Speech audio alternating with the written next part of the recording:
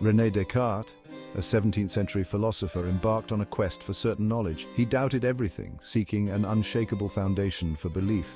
This skepticism led him to the famous Cogito, ergo sum, I think, therefore I am. Descartes' journey for certainty extended beyond his own existence to the existence of God. He formulated an argument, known as the ontological argument, to prove God's existence through reason alone. This argument, rooted in the very concept of God, has captivated and challenged thinkers for centuries. Descartes' ontological argument rests on the idea that God's existence is inherent in the very concept of God. Just as the idea of a triangle necessarily includes the property of having three sides, Descartes argues that the idea of God necessarily includes the property of existence. To conceive of God is to conceive of a perfect being, and existence for Descartes is a perfection. Thus, to conceive of God without existence would be a contradiction, like imagining a triangle without three sides. However, this argument has sparked intense debate and criticism. Can we truly derive the existence of something from its mere concept? Is existence truly a property like any other, or is it fundamentally different? These questions lie at the heart of the ongoing discussion surrounding Descartes' ontological argument. In the following sections, we will delve deeper into the structure of this argument, explore criticisms leveled against it, and consider its enduring impact on philosophical thought.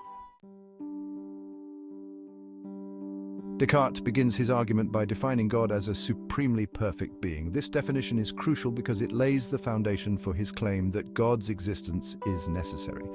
For Descartes, perfection encompasses all desirable qualities, and existence itself is considered a perfection. To lack existence would be to lack a fundamental perfection, rendering the being imperfect. Descartes argues that we can conceive of a supremely perfect being, a being possessing all perfections. This conception, he posits, is clear and distinct based on our understanding of what constitutes perfection.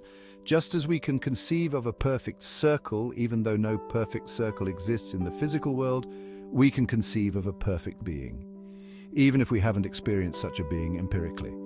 If we grant that existence is a perfection, then a supremely perfect being must necessarily exist. To deny existence to a supremely perfect being would be to deny it a necessary perfection, leading to a contradiction. It would be like claiming to have a perfect triangle that lacks three sides. Thus, Descartes concludes that God, the supremely perfect being, must exist.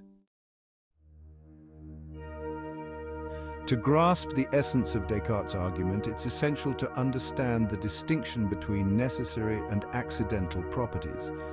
Necessary properties are those that an entity cannot lack without ceasing to be that entity. For instance, a triangle cannot lack three sides and still be a triangle. Accidental properties, on the other hand, are those that an entity can possess or lack without affecting its essential nature. For example, a car might be red or blue, but its color doesn't determine whether it is a car. Descartes argues that existence is a necessary property of God. Just as a triangle cannot be a triangle without three sides, God cannot be God without existence. Existence, in this view, is not something that God has in the same way that a car has a color. Rather, existence is fundamental to God's very being. This distinction between necessary and accidental properties is crucial because it underpins Descartes' entire argument. If existence is a necessary property of God, then God must exist. However, if existence is an accidental property, then God's existence is not guaranteed by his nature.